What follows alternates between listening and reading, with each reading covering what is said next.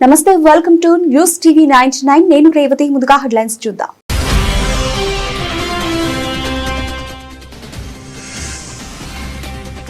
BJP అభ్యర్థులను గెలిపించండి. పట్టణాల అభివృద్ధి నిధుల ద్వారా మన మున్సిపాలిటీలను అభివృద్ధి చేసుకుందామన్న ఎంపీ డీకే అరుణ.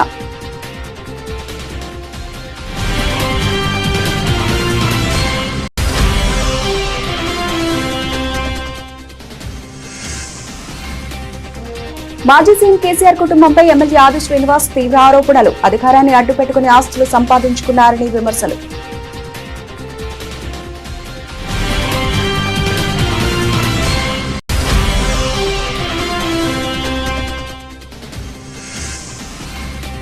టీఆర్ఎస్ పార్టీపై విమర్శలు గుప్పించిన జాగృతి అధ్యక్షురాలు కవిత. టీఆర్ఎస్ బీసీ వ్యతిరేక పార్టీ అంటూ వ్యాఖ్యలు.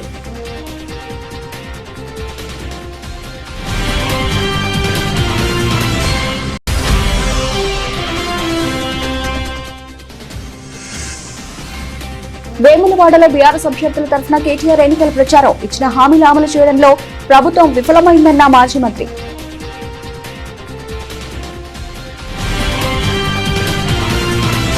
పట్టణాల అభివృద్ధికి బడ్జెట్ లో కేంద్ర ప్రభుత్వం 11,000 కోట్ల రూపాయలకు పైగా నిధులు కేటాయించిందని మహబూబ్ నగర్ ఎంపీ డీకే అరుణ తెలిపారు. మున్సిపల్ ఎన్నికల్లో బీజేపీ అభ్యర్థులను గెలిపించుకోవడం ద్వారా ఆ నిధులను మన ప్రాంతానికి కేటాయింపులు జరిగేలా చేసుకునే అవకాశం ఎంతో ఉంటుందని అన్నారు.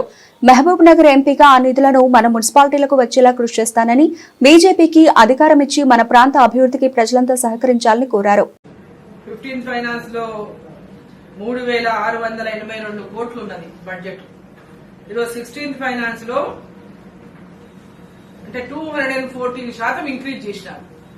11,542 కోట్లు కేటాయించింది పట్టణాలకు 16th ఫైనాన్స్ కింద.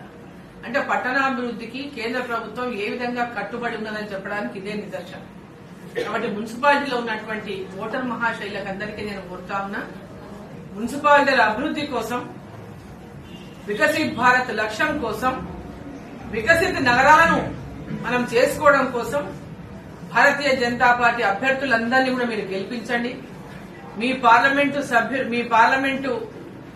సభ్యురాలిగా, మీ ఎంపీగా ఈ మున్సిపాలిటీలన్నింటిలో కూడా పెద్ద ఎత్తున కేంద్ర ప్రభుత్వం ద్వారా వచ్చిన నిధులన్నీ కూడా సద్వినియోగం చేసుకుంటూ పూర్తి స్థాయిలో ఆయా మున్సిపాలిటీల అభివృద్ధికి 100% వచ్చిన నిధులన్నీ కూడా సద్వినియోగం చేసుకుని మున్సిపాలిటీని అభివృద్ధి చేసే దిశగా ఇంకా అవసరమైనటువంటి నిధులను అడిషనల్ గా కూడా మనం ఎక్కడెక్కడైతే ఏదైనా ప్రాజెక్టు రిపోర్టులు తయారు చేసుకుంటే అవసరమైనటువంటి మేరకు మనం నిధులను కూడా తెచ్చుకోవడానికి అవకాశం ఉంటుంది. కాబట్టి దయచేసి ఈ అన్ని మున్సిపాలిటీల్లో భారతీయ జనతా పార్టీ అభ్యర్థుల్ని గెలిపించాలని చెప్పి మీడియా ద్వారా నేను కోస్గి మున్సిపాలిటీ గాని, మద్దూరు మున్సిపాలిటీ గాని, అదేవిధంగా ప్రతి మున్సిపాలిటీలో కూడా గెలిపించాలని చెప్పి సందర్భంగా నేను మున్సిపాలిటీలో ఉన్నటువంటి ఓటర్ మహాశైలందరినీ నేను సందర్భంగా మీడియా ద్వారా కోరుతున్నాను.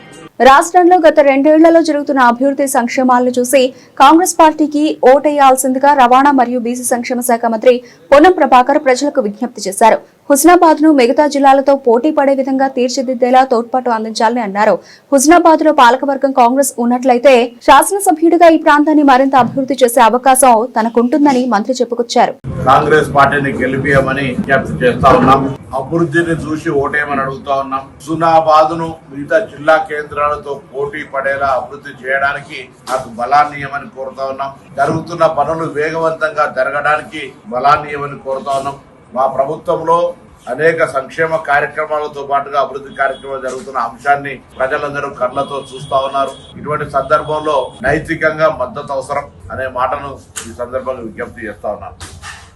అంతేగాక తెలంగాణలో కాంగ్రెస్ పార్టీ ప్రజాపాలన ప్రభుత్వం అధికారంలోకి వచ్చిన తర్వాత రేవంత్ రెడ్డి గారు ముఖ్యమంత్రిగా, కేబినెట్ మంత్రిగా 200 యూనిట్ల కరెంటు ఫ్రీ గాని, మహిళలకు ఉచిత బస్సు గాని, ఇందిరమ్మ ఇండ్లు గాని, రేషన్ కార్డులు గాని, సన్న బియ్యం గాని, వడ్డీ లేని రుణాలు గాని, ఉద్యోగాలు గాని, ఇలా అనేక కార్యక్రమాలు జరుగుతూ రైతు భరోసా, రైతు బోనస్, రుణమాఫీ ఇన్ని కార్యక్రమాలు జరుగుతూ ఉన్నాయి. పాత కళ్యాణ లక్ష్మి, షాదీ ముబారక్లు ఇవన్నీ కొనసాగుతున్నాయి. ఇంకా 1-2 చేయాల్సి ఉంది, తప్పకుండా మేము చేస్తాం. ఈ సందర్భంలో ఈ జరుగుతున్న ఎన్నికలు మున్సిపల్ లోపల కాంగ్రెస్ పార్టీ అభ్యర్థులు గెలిచినట్టయితే ఈ ప్రభుత్వాన్ని ఆశీర్వదించినట్టుగా ఇంకా అన్ని కార్యక్రమాలు చేసే విధంగా కొంత ప్రోత్సాహం దొరికినట్టయితుంది. కాబట్టి నేను రాష్ట్ర వ్యాప్తంగా విజ్ఞప్తి చేస్తా ఉన్నాను. ముఖ్యంగా హుస్నాబాద్ సంబంధించి హుస్నాబాద్ గౌరవం పెరగాలంటే హుస్నాబాద్ ఇంకా అభివృద్ధి దిశలోకి రావడానికి మరి పాలకవర్గ మున్సిపల్ కాంగ్రెస్ ఉన్నట్టయితే శాసనసభ్యుడిగా మరింత అభివృద్ధి చేసే అవకాశం. ఉద్యమం పేరిట అధికారంలోకి వచ్చి అడ్డగోలుగా దోచుకుని తెలంగాణ ప్రజలను నమ్మించి గొంతు కోసింది కల్వకుంట్ల కుటుంబం అని కాంగ్రెస్ ఎమ్మెల్యే ఆది శ్రీనివాస్ తీవ్ర ఆరోపణలు చేశారు. అధికారాన్ని అడ్డం పెట్టుకుని ఆస్తులు సంపాదించుకున్నారని అన్నారు. ఇప్పుడు ముఖ్యమంత్రి రేవంత్ రెడ్డి ఒక్కొక్కటిగా బండారాన్ని బయటపెట్టి అవినీతి అక్రమాలను తెలంగాణ ప్రజల ముందుంచుతున్నారని పేర్కొన్నారు. బూతుపిత ఎవరో జాతిపిత ఎవరో తెలంగాణ ప్రజలకు బాగా తెలుసని అన్నారు. తెలంగాణ ఉద్యమం మాదే, తెలంగాణ తెచ్చింది మేమే, తెలంగాణ అంటేనే బీఆర్ఎస్ పార్టీ అని అధికారాన్ని చేజిక్కించుకొని తెలంగాణ ప్రజల గొంతులు కోసింది మీరు. తెలంగాణలో అధికారాన్ని అడ్డు పెట్టుకున్న ఆస్తులు సంపాదించుకుని మీరు మీ నిజాలను ఒకటొకటి మా ముఖ్యమంత్రి రేవంత్ రెడ్డి గారు బయట పెడుతుంటే మీ డ్రామాలన్నీ తెలంగాణ ప్రజలకు తెలిసిపోతున్నాయని చెప్పిన అక్కస్తో మా ముఖ్యమంత్రి రేవంత్ రెడ్డి గారి పైన ఈర్ష్యాభావంతో మాట్లాడే మాటలే తప్ప ఈరోజు తెలంగాణ ఉద్యమాన్ని అడ్డు పెట్టుకొని ఆ తర్వాత అధికారాన్ని అడ్డు పెట్టుకొని బూతు పురాణం కేసీఆర్ గారు మాట్లాడిన మాటలు బయటకు తీయమంటారా అంటున్నాం.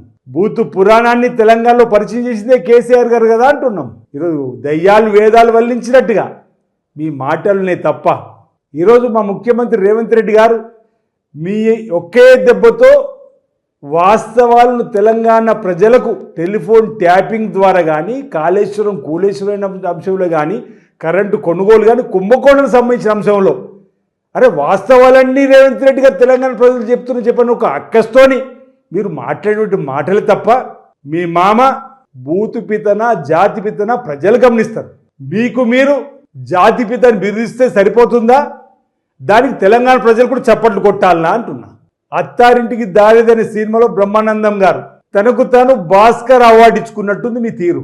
ఈరోజు మీరు అక్కస్తో మాట్లాడేటువంటి మాటలే తప్ప ఏం జరిగింది 10 ఏళ్లలో ఈ రాష్ట్రాన్ని అప్పుల కుప్ప రాష్ట్రంగా మార్చేది తప్ప 70 ఏళ్లలో ఏం చేసింది కాంగ్రెస్ పార్టీ అన్నారు మీరు పదే 70 ఏళ్లలో 70,000 కోట్ల అప్పుతో 12 మంది ముఖ్యమంత్రులు రాష్ట్రాన్ని ఏలిన సందర్భం.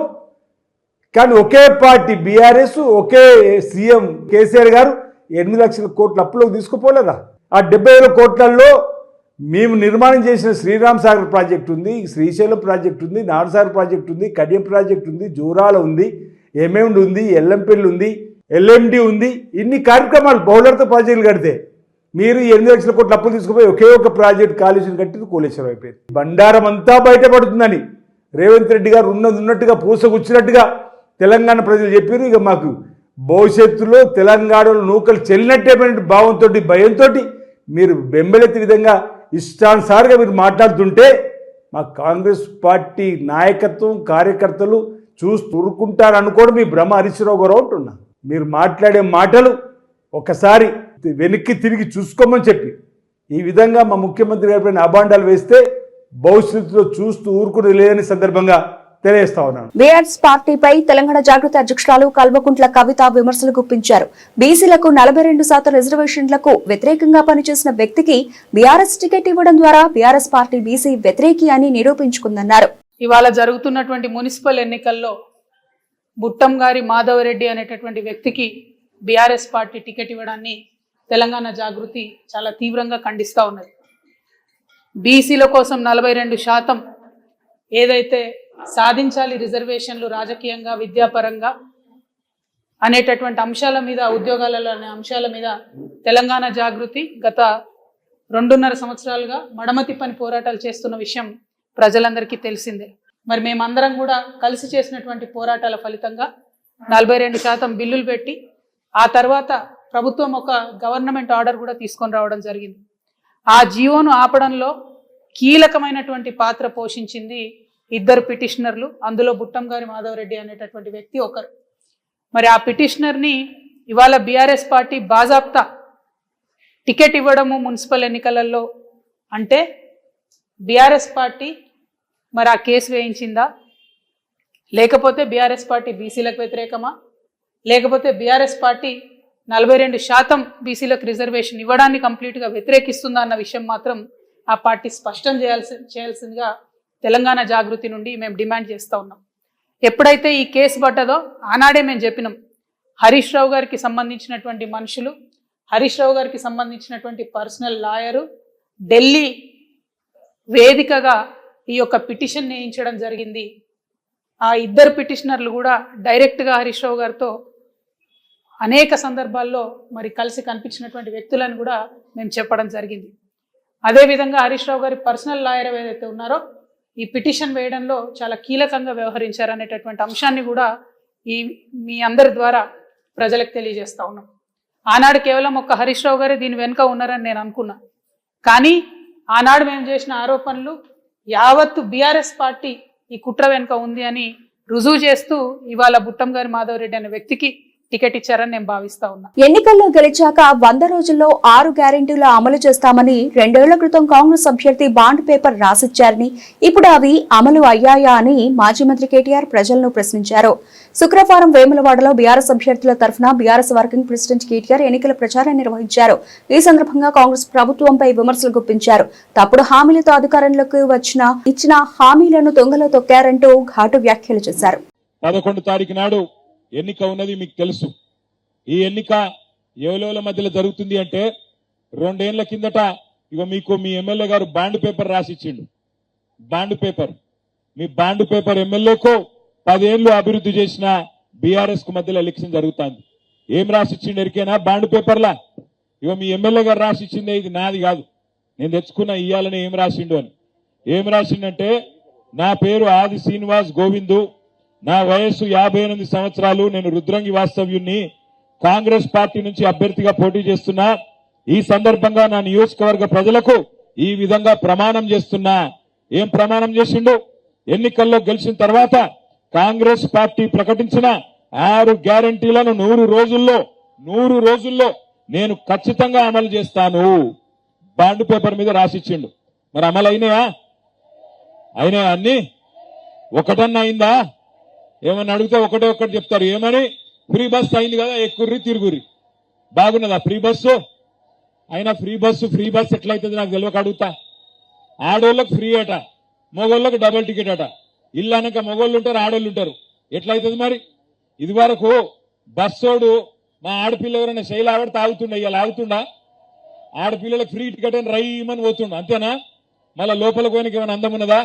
కొట్టుకునుడు గుద్దుకునుడు సీట్ల కోసం లొల్లి తప్ప ఏమన్నా బాగున్నదా? ఒక్కసారి ఆలోచన చేయండి. కేసీఆర్ గారి నాయకత్వంలో 10 ఏళ్లు వేములవాడ నియోజకవర్గంలో ఏమేం కార్యక్రమాలు చేసుకున్నామో, ఆనాడు చిన్నమనేని రమేష్ గారు ఎమ్మెల్యేగా ఉన్నప్పుడు ఎన్ని కార్యక్రమాలు జరిగినాయో ఒక్కసారి గుర్తు తెచ్చుకోండి.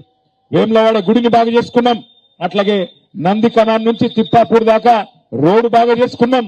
మీకోసం 100 పడకల ఆసుపత్రి, కరోనా తర్వాత మీరు సిరిసిల్లకో కరీంనగర్కో ఇంకో కాడికో పోయే అవసరం లేకుండా ఇక్కడనే 100 పడకల ఆసుపత్రి పెట్టుకున్నాం. అది మాత్రమే కాదు, పట్టణాన్ని కూడా, వేములవాడ పట్టణాన్ని ఆనాడు మున్సిపల్ మంత్రిగా నేను స్వయంగా శ్రద్ధ తీసుకొని రహదారుల విస్తరణ గాని, పట్టణంలో మౌలిక వసతులు గాని, మంచినీళ్ల సౌకర్యం గాని ఇవన్నీ కూడా ఆ రోజు చేసుకున్నాం. ఒక్కసారి యాద్ చేసుకోండి. నారాయణపేట జిల్లా మద్దూరు మున్సిపాలిటీ రేణివట్లలో బీజేపీ అభ్యర్థులకు మద్దతుగా మహబూబ్ నగర్ ఎంపీ డీకే అరుణ ఎన్నికల ప్రచారం నిర్వహించారు. ఈ సందర్భంగా మున్సిపాలిటీ ఎన్నికల్లో బీజేపీ అభ్యర్థులందరినీ గెలిపించాలని కోరారు. సైన్యంలో పనిచేసి వచ్చిన చీపురు వెంకటయ్య, శంకర్లు ప్రజాసేవ చేసేందుకు ముందుకు వచ్చారని, బీజేపీ అభ్యర్థులందరినీ భారీ మెజార్టీతో గెలిపించాలని విజ్ఞప్తి చేశారు. మేమీ వార్డులలో ఉన్న సమస్యలు ఖచ్చితంగా పరిష్కారం అయ్యేలా చూసే బాధ్యత నాది అని హామీ ఇస్తున్నానని అన్నారు. ఎవరైతే ప్రజలను మోసం చేస్తున్నారో వాళ్ళని బెదిరియాలి. అటువంటి వాళ్ళందరినీ మన దగ్గర పెట్టుకొని ప్రజల కోసం పనిచేసేవాళ్ళను కట్టుబడి అభివృద్ధి ధ్యేయంగా పేద ప్రజల సంక్షేమమే లక్ష్యంగా పనిచేస్తున్నటువంటి నరేంద్ర మోదీ గారి యొక్క పార్టీలో పనిచేస్తున్నటువంటి కార్యకర్తలని, సైనికులని భయపడి అంటే ఇక్కడ ఉన్న ప్రతి ఒక్కరు ఒకటై వాళ్ళని తరిమి కొట్టాలా. మీరు రేపు వచ్చేటటువంటి మున్సిపాలిటీ ఎన్నికల్లో ప్రతి వార్డు నుంచి కమలం పువ్వు గుర్తు మీద భారీ మెజార్టీ గెలిపేయండి. మీ అందరి యొక్క సమస్యల పరిష్కారం కోసం ప్రతి మున్సిపాలిటీలో ఎంతమంది పెన్షన్ లేని వాళ్ళు ఉన్నారు, ఎంతమంది పెన్షన్ రాని వాళ్ళు ఉన్నారు. 2000 పెన్షన్ 4000 చేశారా అమ్మా? ఇప్పుడు ఓటేస్తారనుకో, నేను ఇవ్వకుండా నాకు ఓటేసిండ్రు, ప్రజలకు నా మీద నమ్మకం ఉంది అంటారు. 18 ఏళ్ళు నిండితే 2500 అనే ప్రతి ఆడపిల్లకు ఇచ్చానా? రేపు ఓటు వేస్తే ఏమంటారు? నా మీద నమ్మకం ఉంది, ఓటేసిండ్రు. పైసలు లేవని చెప్పిన ఓటేసిండ్రు, పైసలు లేవు అని చెప్పిన వాళ్ళు ఓటేసిండ్రు. వాళ్ళందరూ ఓకే ఉండరు, మీరే అడుగుతుంటారు అంటారు భారతీయ జనతా పార్టీ. వాళ్ళు ఎవరు అడుగుతలేరు పైసలు, మీరు భారతీయ జనతా పార్టీలు అడుగుతున్నారు. పైసలే మన ప్రజలు 4,000 పింఛన్ అడుగుతలేరు, 2,500 ఏమని అడుగుతలేరు, 1,00,000 రూపాయల కట్నము, 1,00,000 రూపాయలు కళ్యాణ లక్ష్మి, తులం బంగారం అంది. వాళ్ళు ఎవరు అడుగుతలే లేరు. మీరే చెప్తున్నారబ్బా వాళ్ళకి. అందరు ప్రజలు నన్ను అర్థం చేసుకున్నారు అని చెప్తారు కాంగ్రెస్ పార్టీ నాయకులు. మరి వాళ్ళు చెప్పినట్లు వాళ్ళకు మీరు ఏం చేసినా ఓకే, ఓటు మీకే అంటారా? లేదు, మీరు చెప్పిన మాటకు మేము అప్పుడు ఓటేసాం, మీరు మాట నిలబెట్టుకునలేదు, ఈ vote Bharatiya Janata party. Mahabubnagar జిల్లా మున్సిపల్ కార్పొరేషన్ పరిధిలోని కోయిల్కొండ ఎక్స్ రోడ్ 37వ డివిజన్ బీఆర్ఎస్ పార్టీ కార్పొరేటర్ అభ్యర్థి రాణి కోట్ల నరసింహుల్ని గెలిపించాలని కోరుతూ మాజీ మంత్రి వి శ్రీనివాస్ గౌడ్ ప్రచారం నిర్వహించారు. బీఆర్ఎస్ అభ్యర్థులను గెలిపిస్తే మున్సిపాలిటీలను అన్ని విధాలా అభివృద్ధి చేసుకుందామని అన్నారు. మీ అమ్మ నాన్నకు 2,000 పెన్షన్ ఇచ్చి కరెంట్ ఇచ్చి బతుకుదేరు చూస్తే ఇవాళ వాళ్ళు ఏమి ఇయ్యలే. పెళ్లిళ్ళు చేసుకోవద్దన్నాడు, మరి డిసెంబర్లో చేసుకున్నారు. డిసెంబర్లో చేసుకున్న వాళ్ళకి ఎవరికైనా బంగారం వచ్చిందా? మాసవాళ్ళు వచ్చిందా? వచ్చిన వాళ్ళు చేయలేపండి, రానోళ్ళు చేయలేపండి. నీకు వచ్చిందమ్మా? వచ్చిందా? రాలే కదా. ఇవాళ పెళ్లిళ్ళు చేసుకుంటే 1,00,000 రూపాయలు ఇచ్చినా మేము, కళ్యాణ లక్ష్మి తెచ్చినా మేము, షాదీ ముబారక్ తెచ్చినా మేము, కానీ ఒక మాసం బంగారం ఇయ్యలే. రేపు వస్తే అడగండి అమ్మా, ఇంటి కామరా ఎవరైనా వస్తే అడగండి, ఆయన ఎమ్మెల్యే వస్తే అడగండి, గల్లబట్టి అడగండి, భయపడకుండా అడగండి. ఏ బిడ్డ ఎప్పుడు ఇస్తామని చెప్పి అడగండి. నీ ఇస్తానని నీ మోసపోయినటువంటి 4,000కు 2,000కు తులం బంగారుకు మేము ఆశపడి పొరపాటుగా నీకేసినాం. మరి నువ్వు ఎప్పుడు ఇస్తావని అడగండి, ఎప్పుడు హాస్పిటల్ కంప్లీట్ చేస్తామని అడగండి, ఎప్పుడు టౌన్ హాల్ ఓపెన్ చేస్తామని అడగండి. టౌన్ హాల్ కట్టినా ఓపెన్ చేయాలి, ఎందుకు ఓపెన్ చేస్తలేవు? మా వాళ్ళు పెళ్లిళ్ళు చేసుకుంటారు. శిల్పరామం దుమ్మైంది, ఎందుకు కంప్లీట్ చేస్తలేరు? శిల్పరామం ఎందుకు ఓపెన్ చేస్తలేవు? పేదవాళ్ళు షాపులు ఎందుకు పెట్టిస్తలేరు? ఎంతో ప్రణాళికతో మంచి మంచి రోడ్లు, హాస్పిటల్లు, కరోనా వచ్చినప్పుడు వీళ్ళంతా ఎక్కడ పోయిండ్రు? ఒకడ వచ్చి పలకరించిండా? ఇవాళ ఇట్లా కరోనా వస్తే ఎంతమంది చచ్చిపోతారో తెలియదు. ఎందుకంటే వీళ్ళు దొరకరు, వెళ్ళిపోతారు, పారిపోతారు. నేను నా ఇంటికి పోకుండా ప్రాణాన్ని పన్నంగా పెట్టి మిమ్మల్ని కాపాడుకున్నా. అయినా వాళ్ళ మాటలు మోసపోయి వాళ్ళ ఓటేసి ఇవాళ నువ్వు కంప్లీట్ చేయ పనులు అంటే నువ్వు పని ఎప్పుడు చేస్తావో చెప్పకుండా నా మీద మాట్లాడతావా? నా వాళ్ళకి ఏదైనా అన్యాయం జరిగితే వాళ్ళని పూర్తి చేస్తా. నేను ఒక్కొక్కటి ఎక్కడ అవకాశం వచ్చినప్పుడు ఆనాడు ఆ ప్రభుత్వంలో అన్యాయం జరిగిన వాళ్లకు, బాధపడ్డ వాళ్ళను, నా అన్న తమ్ములను నేను కాపాడుకుంటా ఖచ్చితంగా. తెలియక జరిగితే సరిదిద్ది వాళ్ళని మళ్ళీ శబాష్ అనుకుంటే చేస్తా. అవకాశం వచ్చినప్పుడు ఎట్లా సాయం చేయాలో చేస్తా. కానీ నువ్వేం చేస్తున్నావు?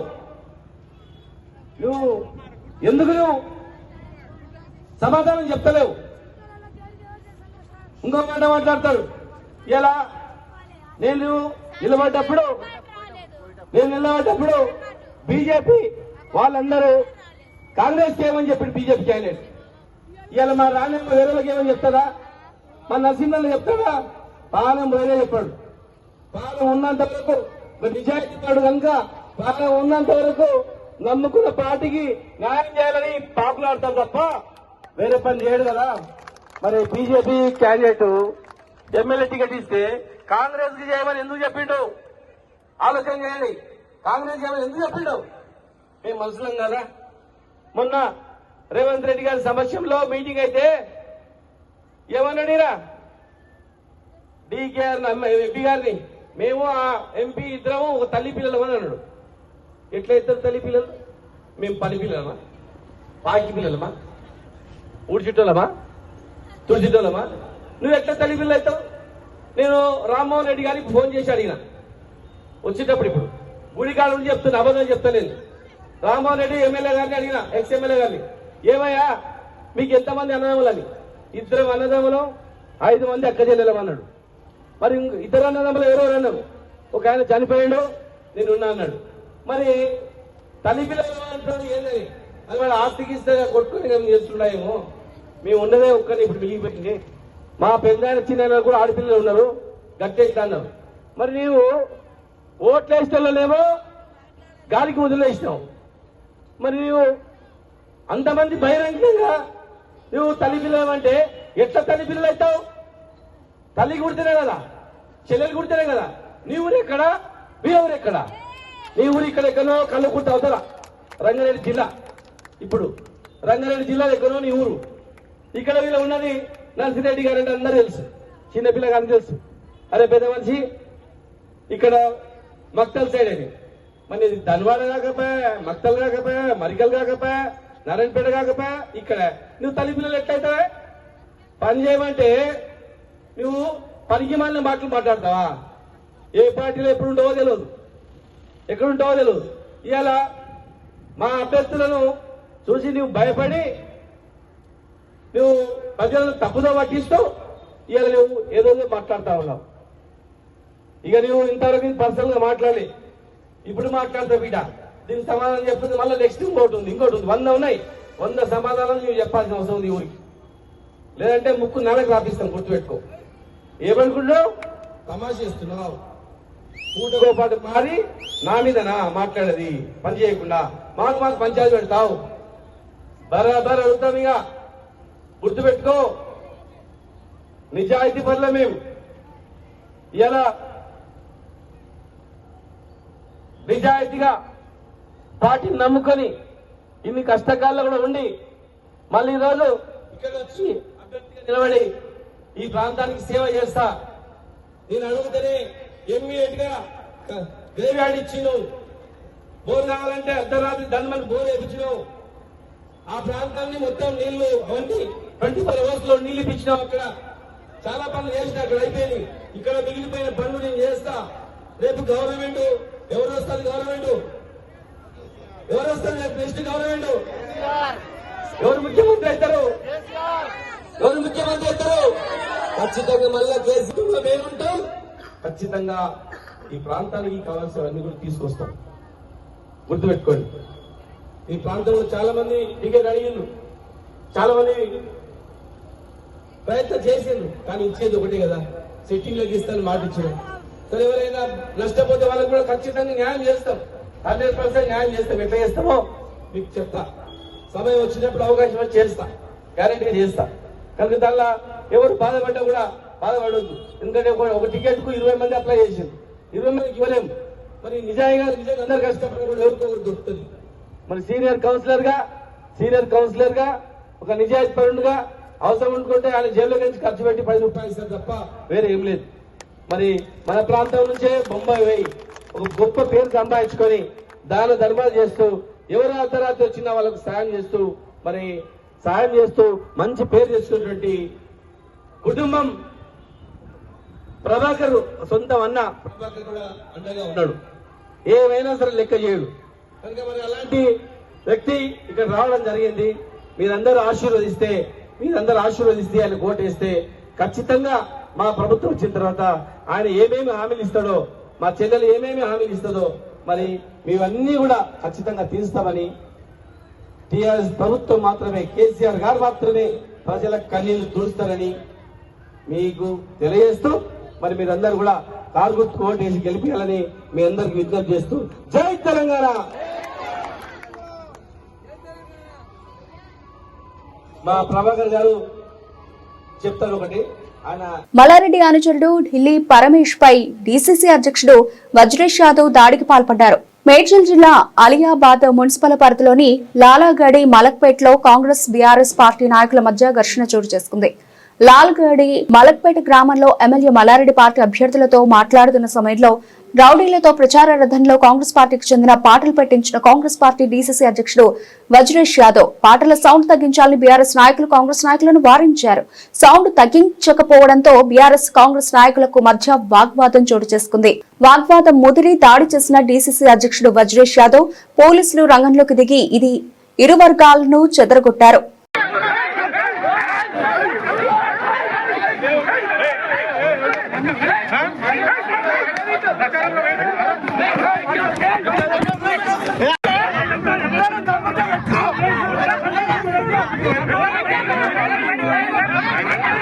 బ్రిటన్ ముగించే ముందు హెడ్లైన్స్ మరోసారి.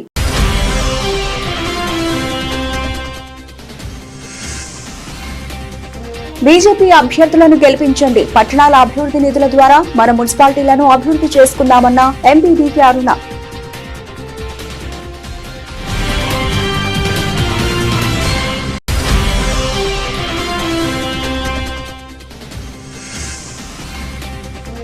మాజీ సీఎం కేసీఆర్ కుటుంబంపై ఎమ్మెల్యే ఆది శ్రీనివాస్ తీవ్ర ఆరోపణలు. అధికారాన్ని అడ్డుపెట్టుకుని ఆస్తులు సంపాదించుకున్నారని విమర్శలు.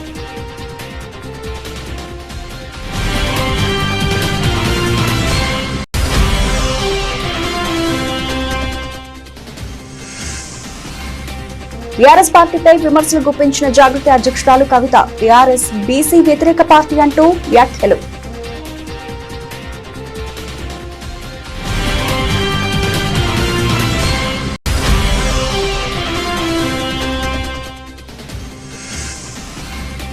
వేములవాడలో బీఆర్ఎస్ అభ్యర్థుల తరఫున కేటీఆర్ ఎన్నికల ప్రచారం. ఇచ్చిన హామీలు అమలు చేయడంలో ప్రభుత్వం విఫలమైందన్న మాజీ మంత్రి.